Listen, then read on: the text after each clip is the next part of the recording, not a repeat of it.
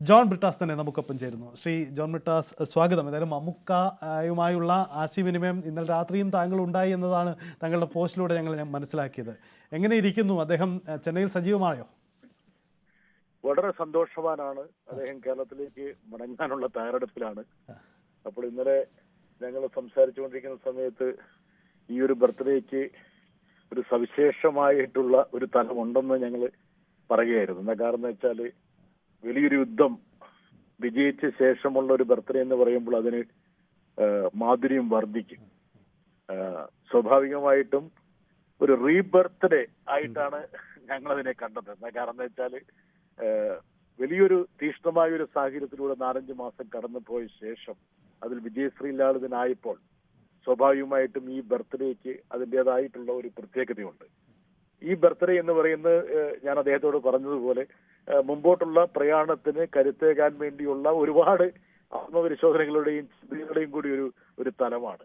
നമ്മളൊക്കെ പ്രത്യേകിച്ചൊരു ജന്മദിനത്തിന് അങ്ങനെ ഒരു വ്യത്യാസം ഇല്ലെങ്കിൽ പോലും നമ്മൾ ആ ദിവസത്തിന്റെ ഒരു പ്രത്യേകത കൊണ്ട് തന്നെ നമ്മുടെ ജീവിതത്തെ കാച്ചിക്കുറുക്കി നമ്മൾ പരിശോധിക്കാൻ വേണ്ടി ഉപയോഗിക്കാറുണ്ട്.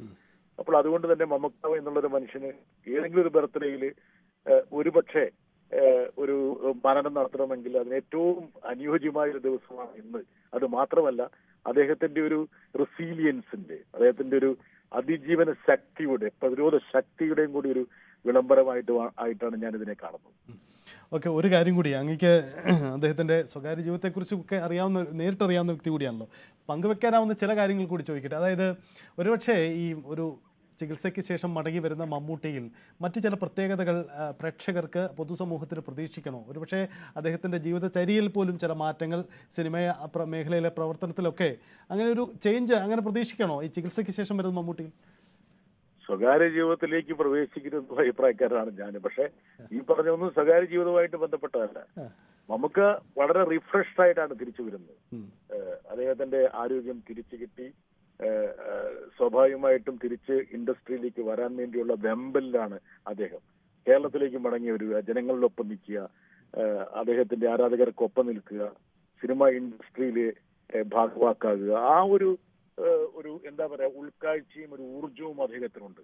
അപ്പൊ അതിൻ്റെതായ പ്രസരിപ്പും അതിൻ്റെതായിട്ടുള്ള ഒരു ഉന്മേഷവും അദ്ദേഹത്തിന്റെ തിരിച്ചുവരവിൽ ഉണ്ടാവുമെന്നാണ് ഞാൻ ധരിക്കുന്നത്. അദ്ദേഹം ഏതാനും ദിവസങ്ങൾക്കുള്ളിൽ, എന്താ കാരണം വെച്ചാൽ 1 മാസത്തിനുള്ളിൽ തന്നെ അദ്ദേഹം തിരിച്ച് അദ്ദേഹത്തിന്റെ സിനിമ ലൊക്കേഷനിലേക്ക് വരും.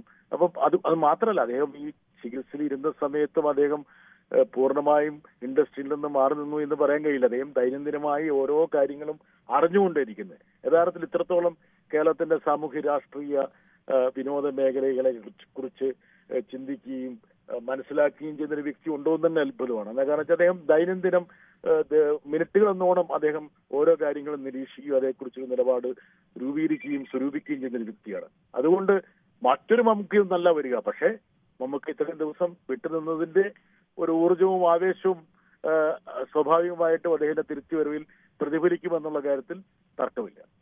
വളരെ നന്ദി ജോൺ ബ്രിട്ടാസ് പ്രതികരിച്ചതിന്. എന്തായാലും മലയാളത്തിൻ്റെ മഹാനടൻ മമ്മൂട്ടി എല്ലാ അർത്ഥത്തിലും അദ്ദേഹം മടങ്ങി വരികയാണ്. ചെന്നൈയിൽ നിന്നും ഇന്ന് രാവിലെ വെളുപ്പിനെ പകർത്തിയ ചിത്രമടക്കം അദ്ദേഹം ഇന്ന് പോസ്റ്റ് ചെയ്തിട്ടുണ്ട്.